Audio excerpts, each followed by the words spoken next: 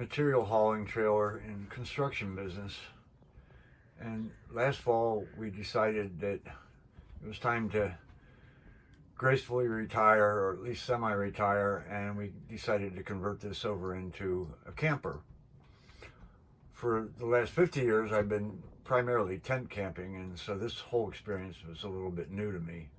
But I had some ideas about how to go about achieving what I wanted to do with the space and how to best utilize it for my needs.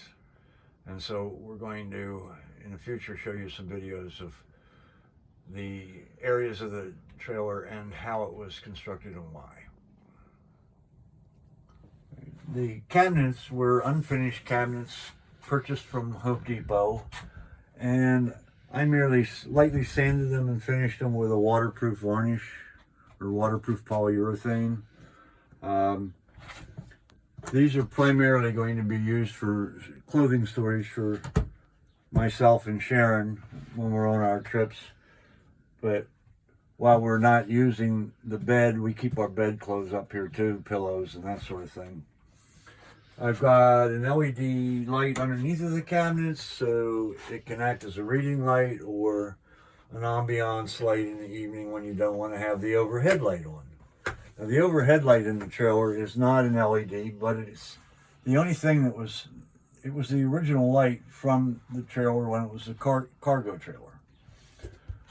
The ceilings in here are actually made up of 1/4-inch plywood underlayment that was only about $13 a sheet, but it had such beautiful grain in it. Once I got it up, I decided I would varnish it. Originally, I was going to just paint it white. So it looks good. All right, the bed.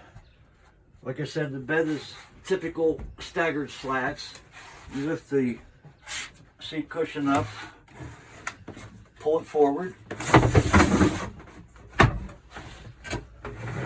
slide the cushion out, back cushion folds down. Now the foam panels were originally each 24 inches, so in order to make it feasible to have a low back like this, I cut 6 inches off of the one panel and taped it onto the other one before I built the cushions. The windows I bought from eBay, they are new windows rather than purchase used. Sharon's granddaughter made the curtains in the trailer out of a piece of fabric that we purchased at the Joann Fabrics.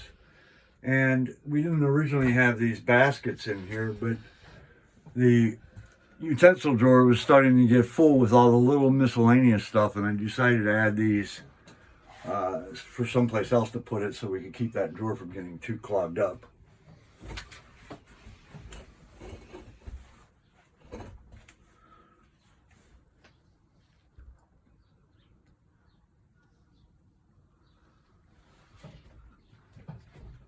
It also is an opportunity to organize things kind of by usage, so I don't, in my advanced age, take 45 minutes to remember where I put something.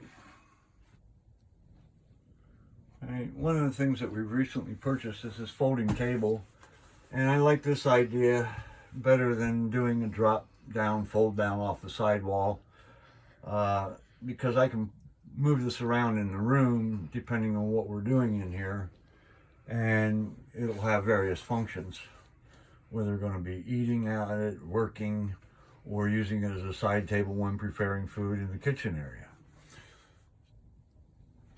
The bin underneath of the table is used primarily for the storage of bedspreads and sheets, and also some furniture pads and things so that we can have bedding for Honey when she's camping with us. But that is also a nice height. It functions kind of as a coffee table when we're sitting on the couch watching TV or just having conversation or drinks in the evening. The kitchen area is something that I had envisioned for a long time if I were ever going to do one of these cargo conversions.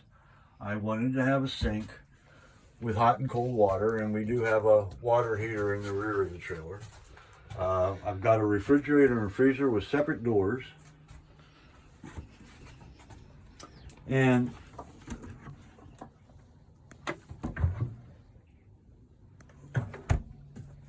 this looks a little rustic, but it's merely here to keep the microwave from sliding around when the trailer is being transported.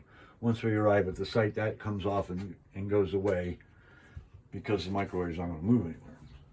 I've also got a television up here and a television antenna, and I just purchased a through wall jack to be able to put the antenna outside the trailer to get better reception. And it's a waterproof outside cable outlet that I can hook up.